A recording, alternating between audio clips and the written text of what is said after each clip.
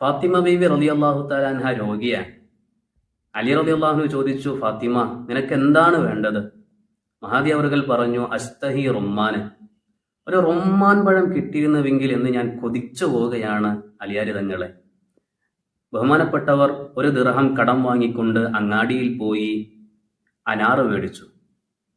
തിരിച്ചു വരുന്ന വഴിയിൽ പാവപ്പെട്ട സാധുവായൊരു മനുഷ്യനെ കാണുകയാണ്. അദ്ദേഹം പറഞ്ഞു, ഓ അലിയാരി തങ്ങളെ, 5 ദിവസമായി ഈ വഴിയിൽ ഞാൻ കാത്തു നിൽക്കുന്നു. ഒരാളും എന്നെ മൈൻഡ് ചെയ്യുന്നില്ല. വിശന്നിട്ട് വയ്യ. ഒരു റൊമ്മാമ്പഴം കിട്ടിയിരുന്നുവെങ്കിൽ എന്ന് ഞാൻ ആഗ്രഹിക്കുകയാണ്. ബഹുമാനപ്പെട്ട അലി റളിയല്ലാഹു അൻഹു ചിന്തിച്ചു പോവുകയാണ്, പടച്ചോനെ, എൻ്റെ കയ്യിൽ എൻ്റെ ഫാത്തിമ ആവശ്യപ്പെട്ട ഒരു റൊമ്മാമ്പഴം മാത്രമാണല്ലോ ഉള്ളത്. ഈ മനുഷ്യനും ചോദിക്കുന്നത് റൊമ്മാമ്പഴമാണ്.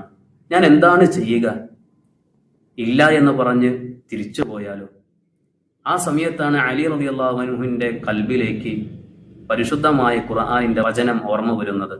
വ അമ്മ സായില ഫലാ തൻഹർ, നിങ്ങളോട് ചോദിച്ചു വരുന്ന ആളുകളെ നിങ്ങൾ നിരാശരാക്കരുത് എന്നത്. ആ റുമ്മാൻ പഴം അദ്ദേഹത്തിന് കൊടുത്ത് ബഹുമാനപ്പെട്ടവർ വീട്ടിലേക്ക് പോയി. ഭർത്താവിന്റെ മുഖം കണ്ട ഫാത്തിമ ബീവി റളിയല്ലാഹു അൻഹ കാര്യങ്ങളെല്ലാം മനസ്സിലാക്കുകയാണ്. സ്വാന്തനിപ്പിച്ചുകൊണ്ട് ആശ്വസിപ്പിച്ചുകൊണ്ട് കാര്യങ്ങളെല്ലാം മനസ്സിലാക്കി ഫാത്തിമ ബീവി പറയുന്നു, അലിയാരി തങ്ങളെ, നിങ്ങൾ വിഷമിക്കേണ്ട ആവശ്യമില്ല. നിങ്ങൾ ആ സാധുവായ മനുഷ്യന് ആ റുമ്മാൻ പഴം കൊടുത്തത് മുതൽ എന്തോ എനിക്കറിയില്ല, എൻ്റെ കൽബിൽ നിന്ന് റുമ്മാൻ പഴം കഴിക്കാനുള്ള ആഗ്രഹം നഷ്ടപ്പെട്ടു.